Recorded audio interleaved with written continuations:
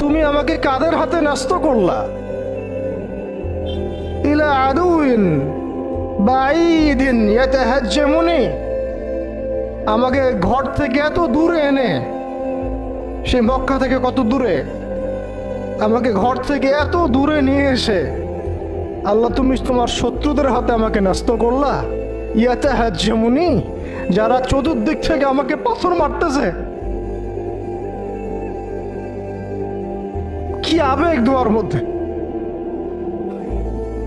কি ভাষা, কি লফজ।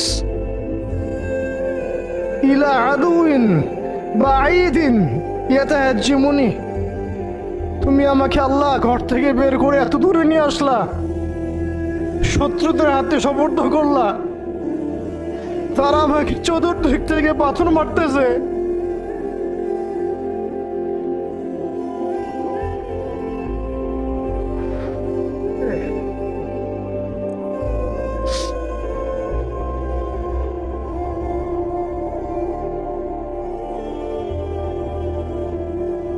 আম্মি লা করিবিন মাল্লাকতাহু আমরি, পরে নবীজি বলছেন আম্মি লা করিব, নাকি আমাকে কাছের মানুষদের হাতে নিয়ে আসছো আল্লাহ।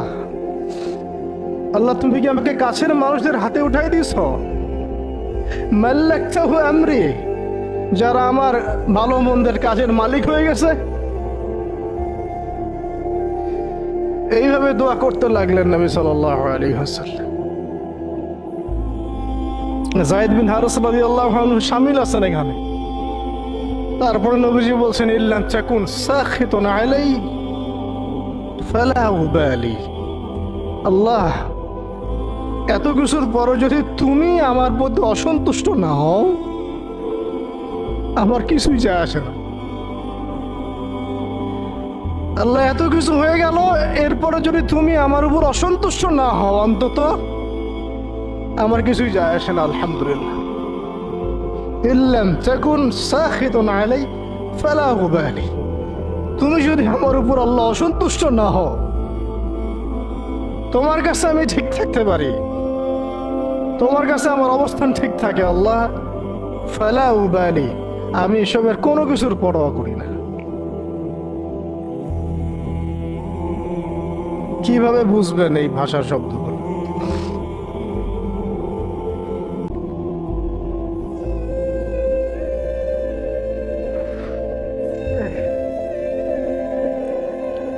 আল্লাহ তুমি আমাকে কাদের হাতে ন্যস্ত করলা?